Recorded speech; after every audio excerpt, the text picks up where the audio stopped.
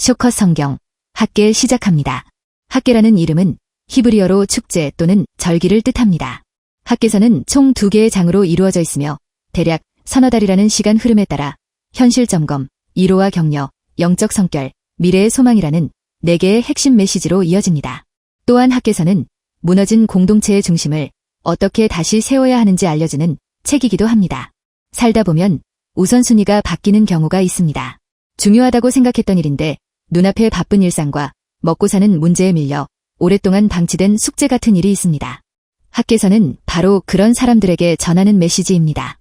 기원전 520년경 바벨론 포로 생활을 마치고 고국으로 돌아온 유다 백성들은 부푼 꿈을 안고 예루살렘에 도착해 가장 먼저 성전지대를 놓았습니다.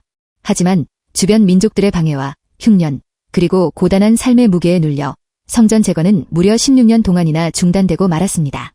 그 공백의 시간 동안 백성들은 이렇게 말했습니다. 아직은 때가 아니다. 경제도 어렵고 내 집 돌보기도 벅찬데 어떻게 성전을 짓겠는가. 이때 선지자 학계가 등장해 이렇게 외칩니다. 성전은 폐허로 남아있는데 너희만 잘 꾸며진 집에 사는 것이 마땅하냐. 그러면서 백성들에게 씨를 많이 뿌려도 수확이 적고 먹어도 배부르지 않으며 입어도 따뜻하지 않고 일꾼이 삭을 받아도 구멍 뚫린 주머니에 넣는 것 같은 허무함이 어디서 오는지 삶을 한번 돌아보라고 권합니다. 우리는 흔히 자신의 능력이나 자원을 자신에게 집중하면 삶이 풍요로워질 거라 믿습니다. 하지만 학계는 삶의 근원 되시는 하나님을 소외시킨 채 쌓아 올린 답은 구멍난 주머니와 같으며 본질을 잃어버린 열심은 우리를 더 허기지게 만들 뿐이라고 말합니다. 이 말은 오늘날 무한 경쟁 속에서 번아웃을 겪는 우리에게도 해당되는 메시지입니다. 지도자 스룹바벨과 대제사장 여호수아 그리고 백성들은 학계의 말에 감동을 얻어 다시 망치를 들고 성전 재건을 시작했습니다. 그때 하나님께서는 학계를 통해 단 한 문장을 주셨습니다. 내가 너희와 함께하노라. 어떤 화려한 보상이나 기적적인 경제 회복의 약속보다 앞선 것은 임재의 확신이었습니다. 우리가 우선순위를 바로잡고 하나님을 향해 한 걸음을 내디딜 때 하나님께서는 우리 곁에 서 주십니다. 성전 재건은 단순히 돌을 쌓는 작업이 아니라 무너졌던 관계를 복원하는 시간이었습니다.